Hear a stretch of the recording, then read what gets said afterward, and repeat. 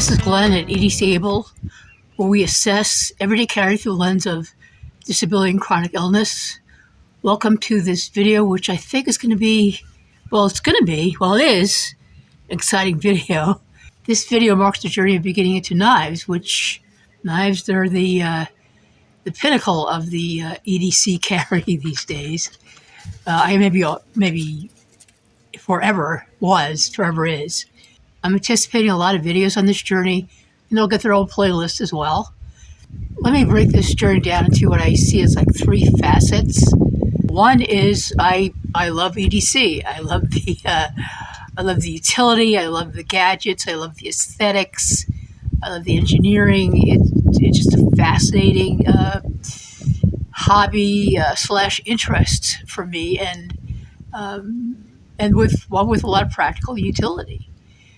So, this is a scene I'm into. I want to get into more, and I'm doing it in community here on YouTube. So if I want to be part of this community, this EDC community, this EDC interest, this EDC hobby, I need to really get into knives, and I need to know knives really, really well to just be able to say that, yeah, I'm a carry guy. I'm an EDC guy.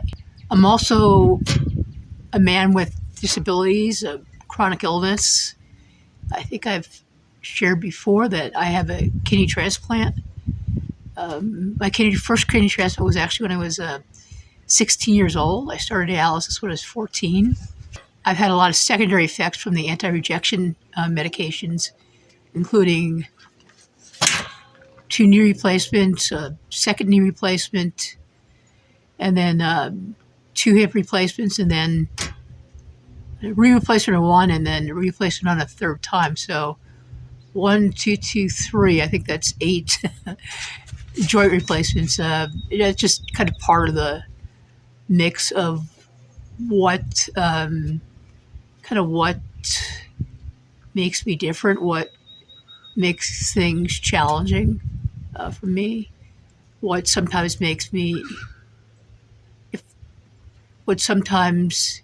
can feel overwhelming at times, or at times can lead to feelings of being apart from. So when I talk about this this journey, this is a journey into inclusion. And once we start talking about inclusion, we're really talking about a journey of the soul. And I don't really know another way to say that, because soul is just so encompassing, and being included in a journey into conclusion, overcoming those obstacles, finding out what those obstacles are, and finding ways around that is a big thing. Yeah, I mentioned being apart from, which I think most people with chronic illness and disabilities can identify.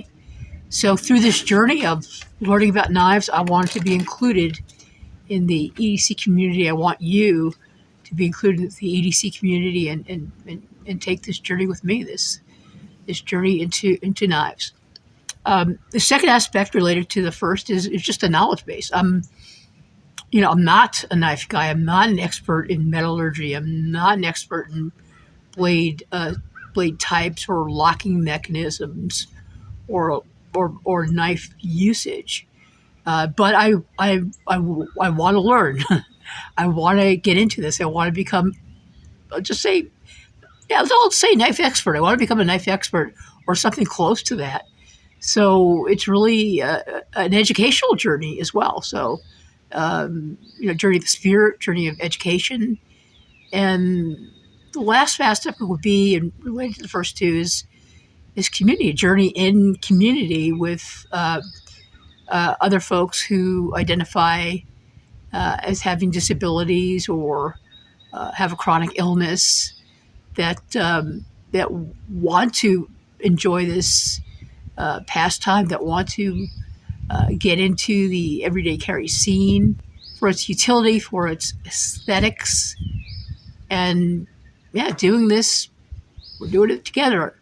I hope that you will join me here in not just learning about the obstacles to knifehood, but that you'll participate, that you'll get the urge and pick up your own knife and find what works for you, and open up an area of utility and enjoyment and expression. And yeah, so that's it. Those are the three areas, kind of a journey into inclusion, an educational journey, and a journey in community. So this is our first video. We're going to start off with things that don't work. Why things that don't work? Hang on.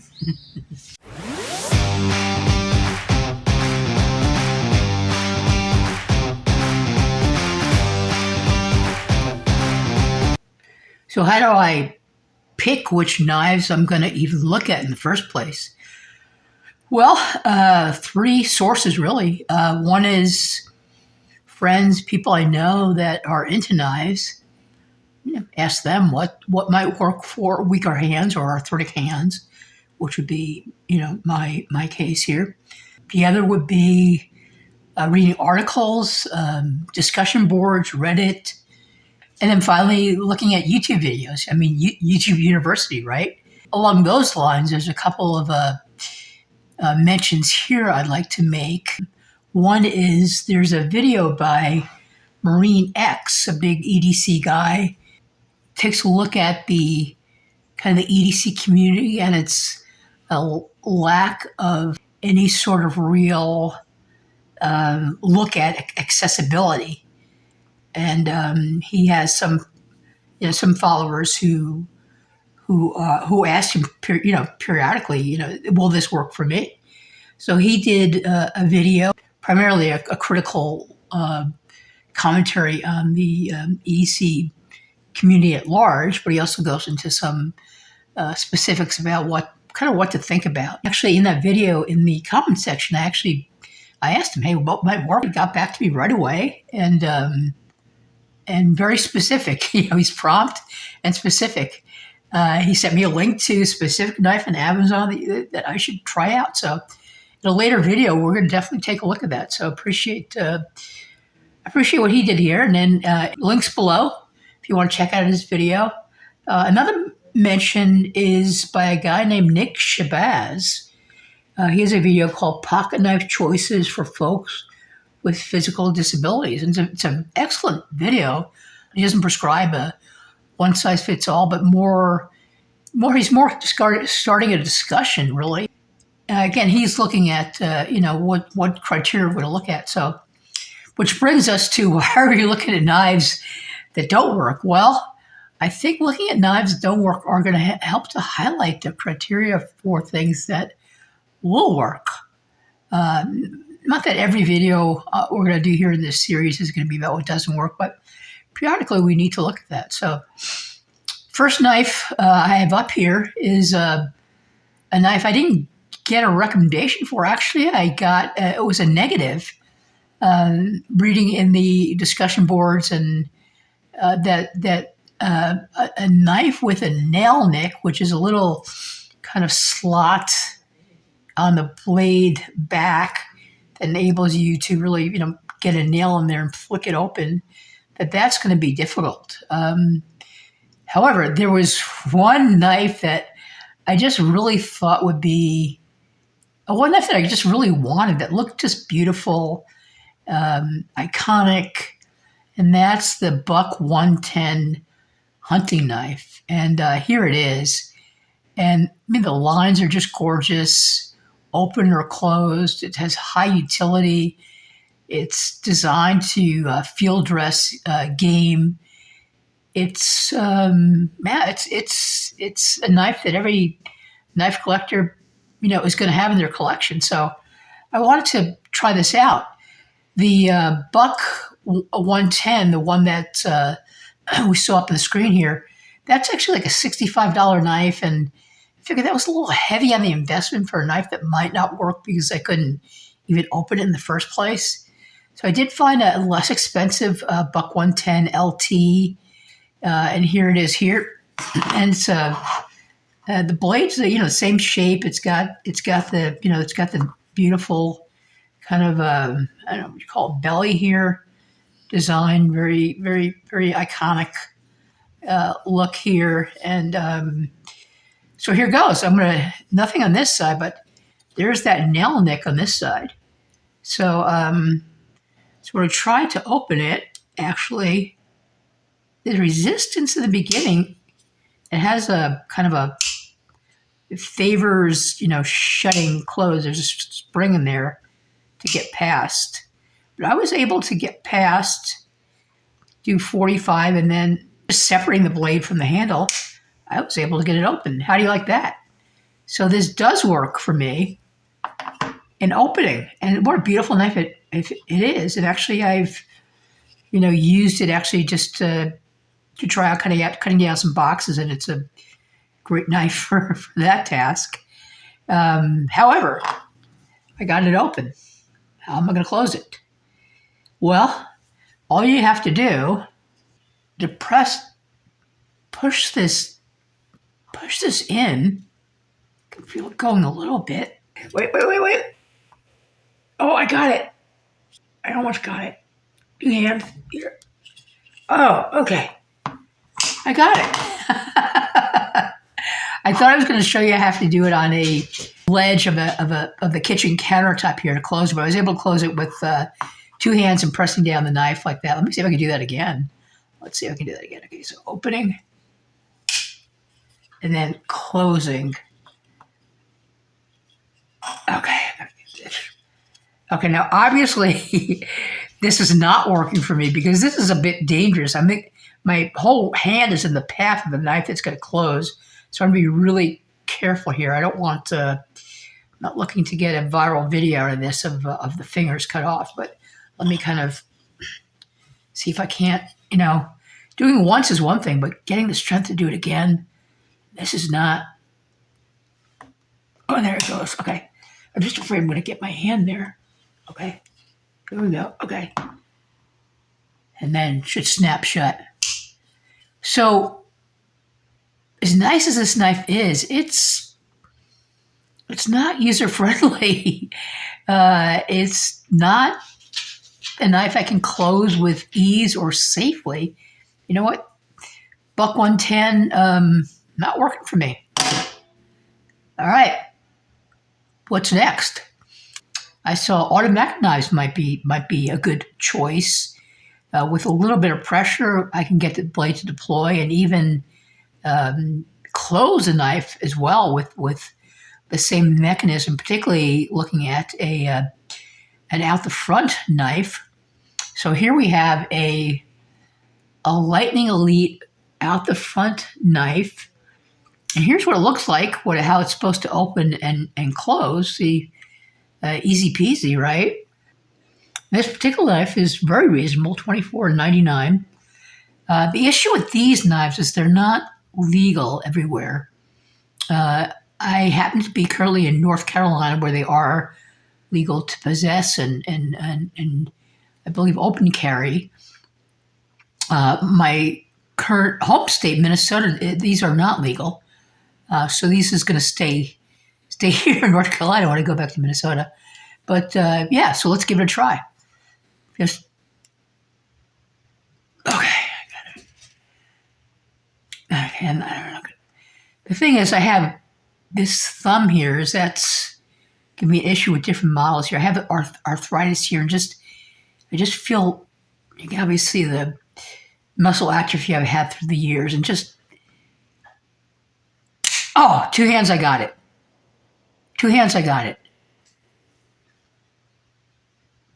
Okay. 2 hands, I got it closed. Okay, so I can do this. Okay, and then close. Well, it kind of worked, but not a very elegant opening and closing. So much so that I'm going to say, yeah, this knife doesn't work for me either. So here I am. I have two knives that uh, are not working for me. One is that the opening mechanism is just so stiff that I have to use like two hands to open it, and still it doesn't. It's still gonna kind of hurt a little bit to open this thing, and then closing it again and repeated motion. I'm really feeling that in my the arthritic thumb here. And the other knife is, this is, I am able to get it, to get it open. The problem is closing this sucker. I need two hands to depress the lockback mechanism in here. And, see if I can get it again here. It's safer to do this on a kitchen counter, actually, but let me see. We could do this again, just get it started. Okay, there we go. All right. So obviously, when I'm out, if I'm out and about in the field, closing this one, that's not going to be really an option. And if I want to, deploy this knife quickly, that's not happening, or easily. That's not happening either. So not working. So there you have it. Knives that don't work. The criteria that I'm looking at are the opening and closing mechanisms. And that's going to be important to look at going forward. We're not even getting to the point where I'm holding it and using it and seeing what fits best for me, or for looking at usage criteria for that might help shed some light on what might work for others with disability or chronic illness, and particularly weak or hands. And of course, not everybody with disability is going to have weak hands. That may not be the case, and these knives might work, actually. But for me, and I suspect most people watching this, these are not going to work. So here I am. Knives that don't work. I'm kind of stopped in my tracks here. And it feels like I hit a little bit of dead end with these. And, I just got to say it, there's a little bit of sadness in not being able to use these knives. And this is a familiar kind of sadness for me. I've experienced throughout my career with chronic illness and disability that coming up against something that doesn't work. And I can tell you in my younger years, as much as I think I did accomplish in my life and did get around things, I think in my younger years, I fell into one of two traps. One was the pride trap, where, okay, if this doesn't work, let's get you a model that does work. And, let's get the handicap model that works. And it just rubbed me the wrong way, went against the grain. For instance, when I was on kidney dialysis as a teenager, this was the days before erythropoietin, medication that boosts hemoglobin levels. I would get very winded very quickly, and that prohibited me from playing. One of the things that prohibited me from playing sports, and that's what that was my first kind of joy is playing sports. I was very much an average little leaguer, average baller, average peewee football player, but I certainly loved that. I loved the after school games that would be picked up and so forth. So when I got to the point where I couldn't do this because I get so winded, I would hit that sadness mark and I just one withdrawal and became really angry and resentful. And I remember specifically reading an article by a social worker saying that kids who may not be able to play in the game can do something like keep score. And I remember how angry that made me. Where's the glory in that? I didn't like that. I wanted I wasn't satisfied with that. I wanted something better. I wanted a shot at what the other kids had a shot at. Not just enjoying the game, but doing well at it. And yeah, I spent a lot of time in self-pity in that. And one of the ways I did get around it is I imagine once I did get a kidney transplant, I'd be able to do all these things that I couldn't do when I was on dialysis. Well, I had a rude awakening once I had my first kidney transplant. But yeah, the point is that probably not a great way to deal with it. That kind of pride, pride issues is one way, and that kind of the self-pity, that's the other way I seem to go on this. And so I kind of want to do things differently here. I want to, okay, so here's 2 knives that are not working for me. What's next? Well, I could ask the manufacturer to try to make this easier for me. I don't know how viable that is.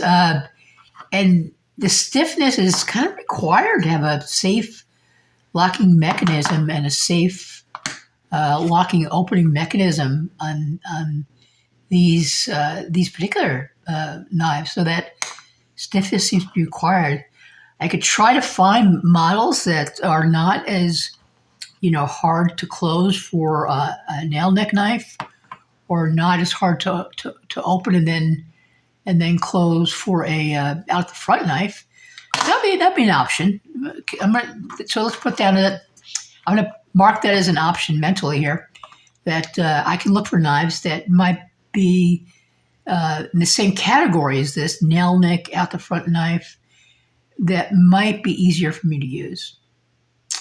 The other thing that I noticed with the knives that I've been using and opening and so forth is I think most of the knives, when I initially get them, I can't open them, or I'm not very good at it. And maybe that's just common to anybody. It just takes, time to not just to learn, to develop muscle memory, how to experiment with how to open something, but I know that I'm also building up muscles by using these knives, which is this is my physical therapy. So there may be a point sometime where I do this long enough where I'll be able to get this knife open and closed with one hand. So strengthening my fingers, finding ways to become stronger to be able to use these knives as they are would be another method here. A third idea, first idea is find alternatives in the, like models. Second, strengthening my fingers so that I can use these. Third would be, and this is kind of interesting to me, is can I modify these, or can I somehow work with these knives to make the mechanisms more user-friendly for myself? So that's those are my options. So coming up against something that does work being blocked is not fun. It definitely leads to feelings of not belonging. But you know what? I'm going to try, if not one, all 3 of these ideas of finding alternatives, strengthening my fingers, and then seeing what I can do to make these knives more accessible for myself. That's it. That's what I got. Knives that don't work, but Monday will, maybe. So please comment below. Let me know what you think. Let me know your experiences of knives or other EDC gear that works or doesn't work, or why. Let me know your comments, particularly about kind of running into the barriers of not being able to use gear as it's designed to be used. And is that frustrating for you? Well, how do you manage that? How do you get around that? I think that's an important thing for the community to hear. So that'd be an active, big contribution if you would comment on that, and much appreciated. Also, if you haven't done so already, and if you watched the video this far, Yeah, please subscribe. Another way of actively supporting the channel. Yeah, that's what I got. Glenn, EDC-Abled, where we look at everyday carry through the lens of chronic illness and disability. Hey, have a great one. Until next time.